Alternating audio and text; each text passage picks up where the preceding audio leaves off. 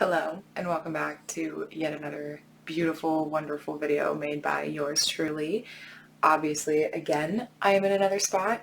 I think this might become the regular. I don't know, don't quote me on that, but I feel like this summer this might be where the videos might be taking place. Look, I even decorated a little bit. How cute of me, I know. It said Happy Easter right before I started filming, and I had to switch it because it's not Easter. It is June 5th, I believe, so that's needed to be changed. But anyways, today we are talking about the VIP series by Kristen Callihan, which I'm so excited to be talking about because I didn't see anything about this series, and I'm a big fan of Kristen Callihan. I guess big, well, yeah, whatever. Okay. I read her I think it's called the Hot Shot series a while ago, like last year sometime. It was I know there's Hot Shot, Game Plan,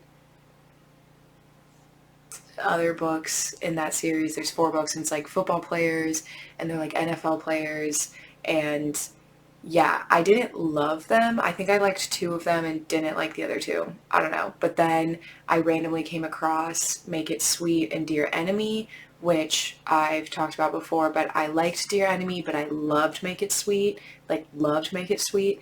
So after I read it, whenever I like an author, I look up what other books they have, because usually they have other books that I can read. And I already know I like their writing style and whatever, so great. Me acting like that's a revolutionary idea, being if you like a book by an author, you can probably like the other books by that author. That's crazy. But anyways, and I looked it up and I found the VIP series, and I was like, oh, this sounds really interesting. And I was I put it on my TBR, and I was just I'll get to it when I get to it. I just kept pushing it off. I have a million books on my TBR. And then I kept seeing on TikTok, and I had never heard of this series at all. That was the first time I ever heard of it. And then I kept getting TikToks that were you know the TikToks that are the aesthetic of the VIP series, or convincing you to read the VIP series, or it'll be 2 characters. It'll be the first one, it'll be Liberty and Killian, and it'll be a cute little Pinterest montage or whatever.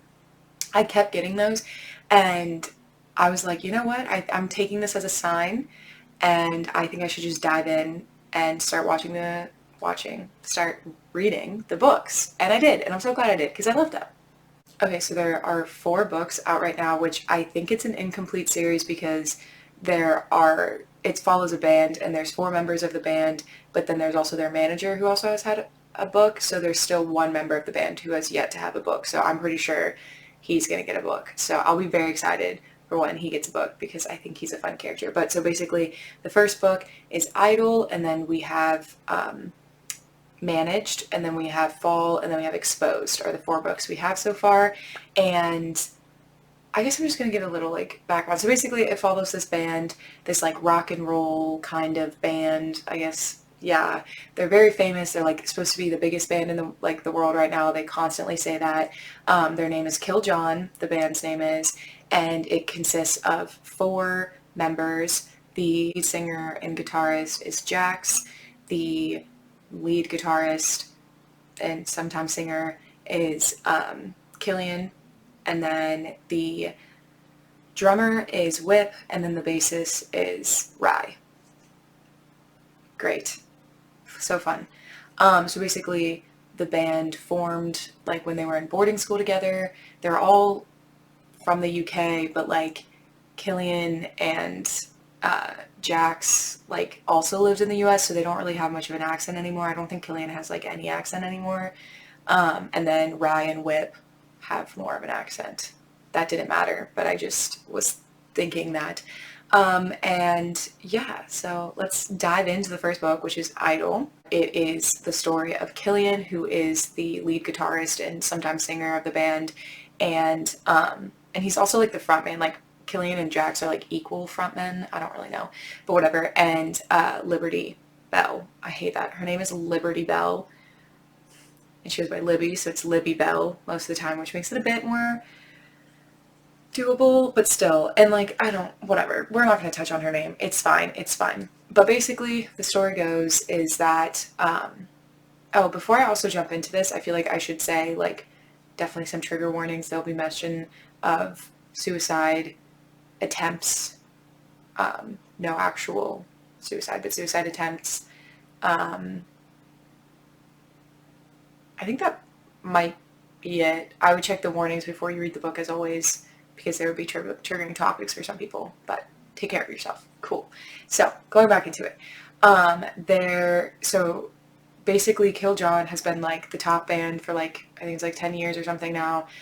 Everyone loves them. They're like the best selling band in the world. And I think it was like a year and a half ago, Jax, who is Killian's best friend, had a suicide attempt, and he luckily survived, and he's okay now, and he's been going through therapy and rehab and all of these things to try to get better. But Killian kind of wasn't expecting it, and it was obviously very traumatic for him. So he kind of, I mean, Killian broke up, or not broke up, but like took a break right then, obviously, and it's been like a year and a half since then, and Killian's still not feeling good and still not really knowing what to do. Yeah, that's kind of where the book starts. And basically Killian decides it would be a good idea to go to just like a random, really remote part of the US. I have no idea. I don't remember where it is, but I think maybe like, I was going to say Kansas, but I think I'm just making that up. Anyways, he goes to like a remote part of the US so he can just like be by himself, not really be like bothered by other people, which is a great plan. But when he gets there, he is drunk driving, and he crashes on the front lawn of Liberty Bell, and is like so drunk, and she finds him in the morning like laying in like his own vomit and like drunk to the high heavens, and like messed up her whole front yard with his motorcycle and like all of these things. And she tries to like kind of help him and like cleans him up and like tries to, I don't know, like gives him food, helps him like sober up and everything. And then she realizes that he's the person who's going to be living next door to her. And yeah, and at first it's kind of like, she doesn't recognize who he is. And then at first it's kind of like just a friendship, and they're just friends, and they just like hang out every day. Also, there are going to be spoilers. Now that I'm like saying this all out loud, I definitely am going to be saying spoilers, so my bad. They keep hanging out as friends, whatever, and then eventually he has to tell her that he is Killian James, the like front man of Kill John, and like this whole thing, and it's like, oh my gosh, and whatever.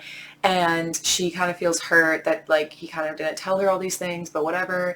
And then they finally start to like have an actual relationship and start to like be a couple basically. And then it kind of all comes to an end when Scotty and Brenna, who are the manager and the PR assistant, come and pick up Killian because he has to go back on tour with Kill John. Like they're supposed to start tour. Liberty's also obviously really hurt and everything. Flash forward some time, and they like spend time away because he goes off on tour and she's there. Flash forward, he like begs her to come out on tour with them because she's also like kind of a singer-songwriter. That's basically Idol in a nutshell. So my thoughts on it.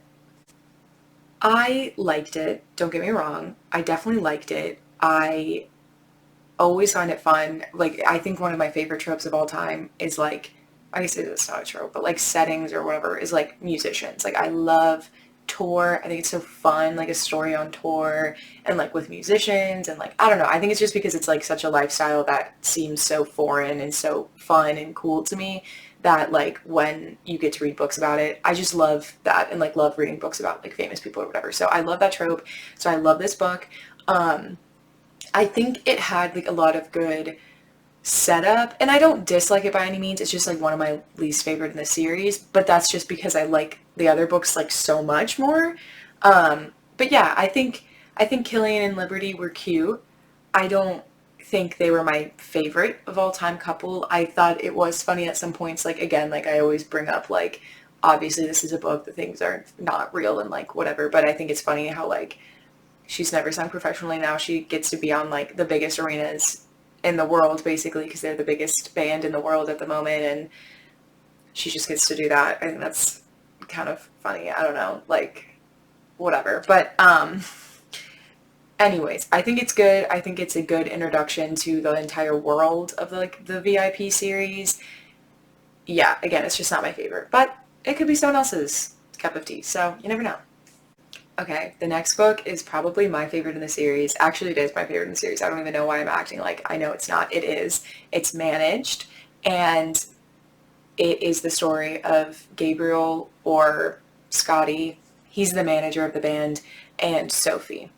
And basically, also, I want to say too, I think it's very cool of Kristen that she made the choice of like not only doing the stories of the bandmates, but also including the manager, and then the PR girl Brenna will also come into play. And it's like, I just think that's really cool because I think it makes it a more like cohesive unit. And I don't know, it was just cool. It was just cool. And also that like he was the second book, like it wasn't even just like he was tacked on at the end, like purposely he was the second book. I love it. I love it. And I think it's the best book of the series. But anyways, basically what it is Gabriel is the manager of Killian. He's like super successful. He was also at the boarding school with them when the band was formed. So he's been friends and like their manager for like the entire band length, basically. He's very much known for being very like ice cold and very like put together and very expensive and very like kind of closed off. Like he's best friends with the boys, but like still with an air of separation, kind of like he separates himself from the guys. Yeah, but anyways, basically the plot is that he is on a plane and he's sitting in first class, I don't know, whatever. Sophie is also sitting, it like ends up sitting next to him. The barrier between them like in first class doesn't work, so they are like forced to kind of like be next to each other, whatever. And they just like talk. They just like talk the whole time. Sophie is just a chatterbox and just so fun, and it's definitely Grumpy Sunshine too, which is also probably part of the reason why I loved it so much. But anyways, they just like talk the whole time, and Gabriel's like, wow, this is kind of crazy because like he doesn't really hit it off with a lot of people, and he's like, wow, this is great, whatever. And then the bombshell drops that Sophie is going there for a job interview, and he's like, oh, like he asks like what she does and like who she's like interviewing for or whatever, and it turns out she's going to meet Brenna because she is interviewing to be hired as Killian's like photographer for the tour. So basically then Gabriel's like, well, now I can't really do anything because he's not her boss, but it's like him and Brenna are like equal partners, so it's like she would still be at, I don't know, it's not like the company, but like he would still be kind of her boss-ish. Like not really. He doesn't make any decisions about her job per se. That's Brenna's job, but like they're under the same like full umbrella that is Gabriel and Brenna's company, if that makes sense. Anyways, so he's like, oh great, this is like whatever. So then whatever, they land, go separate ways, they reconvene for like her interview. She walks in to meet all of the guys, Sophie does, and instantly Jax recognizes her, and it's revealed that when Jax attempted suicide, there were like paparazzi pictures that came out about it, and she was the one who took them.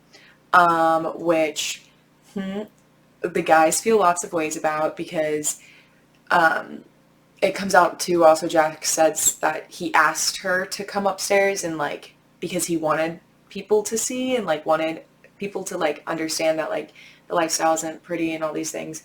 Obviously ill-advised, but so he doesn't really have a grudge against Sophie. He's like, that was messed up of me. You were just trying to do your job.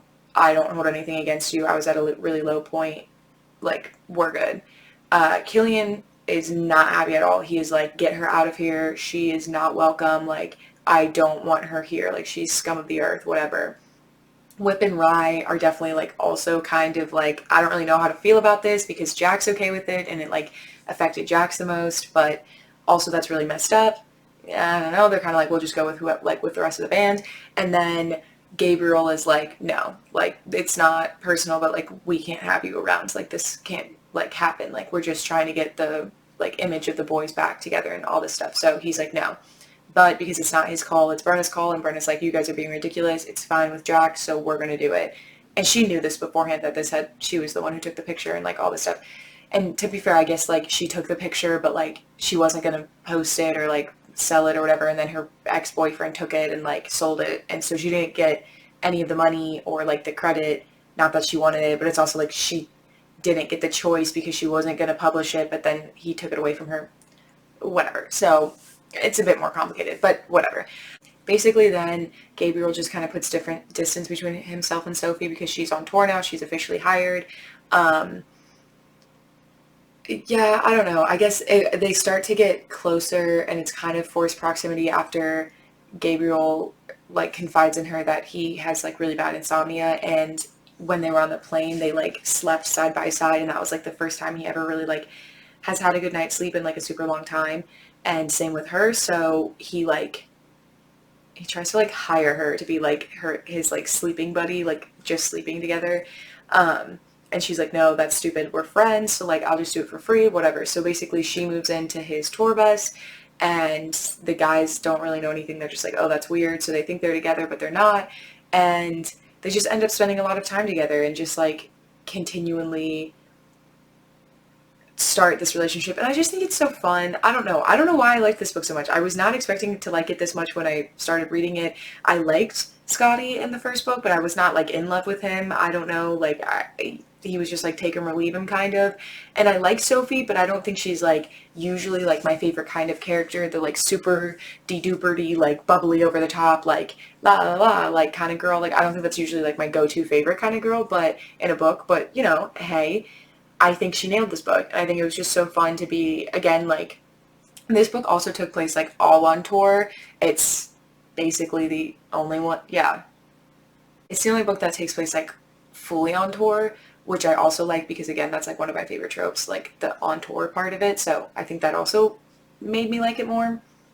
Because it's always just so fun when it's, like, I don't know, they get to, like, they move through city and city, and they have, like, all these, like, I don't know, it's just so fun. Anyways, but yes, and I think it was, again, cool that, like, Kristen made the decision to make it the manager be the second book and not one of the other members of the band. And I also think it makes sense for the trajectory of it because Jax is the third book, but I think it makes more sense that, I think it would have made, I think it makes sense that it goes Killian, Gabriel, Jax, and then it goes Rye, because I don't think Jax would have been ready in the universe to be the second person, like the second couple. I think he needed more time, and I think that time was given to him and his character through having Gabriel and Sophie second, if that makes sense. I think that was a really good call. Okay, book 3 is Fall, and it is Jax/John, he goes by both, and Stella's book. You know, I think this is the most disappointing for me of the series. I didn't dislike it, but I just think it could have been better. Like, I don't know. I think Jax is a really interesting character because obviously he had his past struggles and his past, like, trauma and things like that. And I think I like his character, and I just think the story was bland in comparison to how rich it could have been, if that makes sense. So basically, the story is that Jax is living like by himself in New York. He lives next door to Killian and Liberty, and he basically is going grocery shopping by himself, and like right before a blizzard to get like groceries for the final time before they get snowed in. And him and this girl kind of reach for the same thing at the same time, mint chocolate chip ice cream. And I remember that distinctly because I don't know if this is true. This is a side topic, but I like mint chocolate chip ice cream, and I feel like that's like kind of sometimes a controversial opinion. I don't know, I guess. But I remember distinctly when I was younger, I saw like one of those like fake posts that's like random facts about One Direction, but they're like all fake and like someone just made them up. But I remember distinctly it was like Harry Styles' favorite ice cream flavor is mint chocolate chip. And as a child, that made me feel so good because I liked mint chocolate chip. and people would make fun of me sometimes for liking it, and I was like, you guys just don't get it. Like, Harry and I, we get it. You just don't get it. And I loved that. So anyways, that's why I remember it was mint chocolate chip. But anyways, they reach for the same one, and they start like, they're like, I want it, whatever. And then Stella ends up kissing Jax because then he like drops the ice cream and then she takes it and then she leaves and like, I mean, she pays for it and leaves and whatever. And Jax is kind of just sitting there being like, what the heck just happened? And he doesn't know her name, doesn't really know anything about her, whatever. Stella didn't know who he was, like didn't recognize him as Jax, as the front man of Kill John or anything like that. And they just kind of go about their business in separate lives. And then Stella has like kind of weird jobs every here and there. She's like a professional friend, which is basically just like you can hire her to be your friend and like do things that you want to do but you don't want to go alone, whatever. And then she's also like a pet sitter, and then like she also sometimes does like house sitting, I think. I don't know. She just like does like a bunch of like kind of random jobs. And she gets hired because to do pet sitting for this random people, which end up being Killian and Liberty, because they're going to Australia for a while. So she ends up looking after their animals. So she ends up being in the apartment right next to Jax's for the foreseeable future. So they run into each other again, and they're like, wait, how are you here? And they like start connecting the dots. She realizes by then that like he is Jax Blackbird and he's this like famous superstar, and she's kind of mortified because like she literally like kissed this stranger in the grocery store, which, you know, is quite the first impression. And yeah, and then they end up like being neighbors, and then they end up kind of forming a friendship, and Jax is kind of, he's doing better, but he's still not in like the best mental place. So he's still, I don't know, like he doesn't want to start a relationship because he doesn't think he's like kind of ready for that yet, like a committed relationship. And he's also kind of just sick of like sleeping around randomly and like hookup culture and stuff. So he's kind of like doesn't want to try anything with Stella because he's like, I don't think I can commit to that yet. And Stella understands that, and so they're friends for a while, and then they kind of decide to take the plunge, and it's kind of like, I don't know, they have to like, she technically it's fake dating for a little bit because for like the press, I don't know. Anyways, they make each other's lives better and like help each other and whatever. Again, I think the book was fine. I don't think it was like, I think it's my least favorite in the series. I just think it was kind of boring, in all honesty. Okay, the fourth and final, as of the moment, book in the VIP series is Exposed, and it is the story of Rye, who is the bassist, and Brenna, who is like the PR girly for the band. So basically, Brenna is, like I said, like she's like the PR head for the band, but she's also Killian's cousin. So that's kind of how they started out, because she's 2 years younger than all of the guys. And when the guys like first were starting the band and first were like doing whatever, she was like always tagging along because she's super close to Killian. They're like more like brother and sister. And she always had a crush on Rye. Rye was like always kind of it for her. Like she just constantly got along with him, and like they bantered really well, and she thought he was the cutest, and like all of these things. They were always like the closest. Or like always had a crush on him, I guess I should say. And then they started getting kind of like a bit bigger, and she like begged them to take a chance on her and let them do their PR, and they did, and whatever. And now they have this like fantastic family. But along the way too, when they were kind of making it bigger, Rye kind of made it known that like he didn't have a crush on her back, and was kind of like, haha, like you have a crush on me, whatever, which was obviously mean and like made Brenna not like Rye anymore and like whatever. And Rye says later that he did it because like he knew he wasn't in the headspace for like a like committed relationship, because he was like 20 or something, like on the precipice of like ultra world stardom and like everything he's ever wanted. So like he wasn't willing to like give that up to be in a committed relationship, which is like what he knew she deserved. So it's like good reasoning, but it's also like you did it in such a stupid way. You could have just like talked to her about it in those words, but whatever. So basically the book picks up and Brenna has kind of stated to her friend that what is her name? It's like Julie? I think it is, because she's going to be definitely Whip's girl, which I also feel weird about that, but it's fine. But was like talking to her and is like, I want like intimacy and like to feel fulfilled and stuff, but I don't have time for a relationship because she's super busy and like whatever. So basically she's just saying she wants like a friends with benefits type situation. They were at this like random bar where they were talking about it, and it turns out that Rye was like sitting behind her and could hear everything she was saying. So he knows this information now and it's like, oh my gosh. So he then like approaches Brenna about it and is like, hey, I heard you talking about it and I kind of feel the same way. So what if we just became friends with benefits, and then that would be perfect. She does some thinking. She finally decides that she wants to do it. So they kind of set some ground rules, which are like the classic rules of like, you can't spend the night. There's no like cuddling.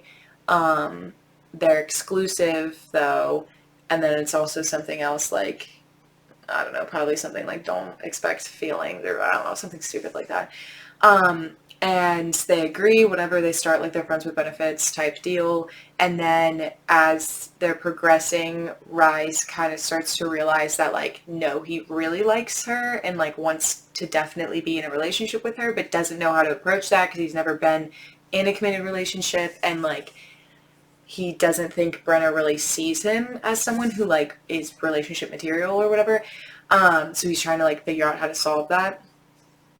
And then basically, and yeah, and that's like the rest of the book is like him trying to convince Brenna that they would be good together beyond just friends with benefits kind of deal. So I don't know, thoughts on this book. I still liked it. I think I guess maybe it's my second favorite. I don't know. But I think it was fun, and I always love when like we know both characters going in, like we knew Brenna and we knew Rye. I think I liked the idea too. I think it was good. It just didn't hit for some reason. Like it still was a really good book and I still really enjoyed it, but it was just missing that like special something that I don't even know what it was missing, but just to like send it over the edge and make it just like such an amazing book for me, it didn't quite meet that. So it was just me being like, it was good and I highly suggest it and I would think you guys all should read it, but it's not my favorite in the series. Like it's lacking something that Managed had for me, which I don't know what that is. So I can't, it's not like, I don't know what to tell her. And not that Kristen is watching this and being like taking notes like, oh, that's so interesting. Like these are things I could fix in my book. Like obviously not, but I don't even know what to say. It's just like I didn't have that feeling. Like I would be very excited to hopefully be able to read Whip's book, which will be probably the last book in the series. Even though they've like not really talked about Whip through most of the series, I would definitely say Rye and Whip were like the least talked about of all the guys, like including Gabriel and stuff. I keep going back and forth, like looking at like my hair in my computer where I can like see it, and I keep being like, either my hair looks like cute right now or like really bad. I don't know. I feel like that looks cute, but like that looks bad. You know what I mean? Like I think that's a vibe. Anyway, so I'll just be turning this way the rest of the interview. This is not an interview. But yeah, so I feel like my ranking, Managed is clearly at the top for me. Managed was my favorite. I think I'm going to put Exposed second. Why? I don't know. I think if you would have asked me right after I read it, I maybe would have made this ranking a bit different, but I'm going to put Exposed second, and then I'm going to put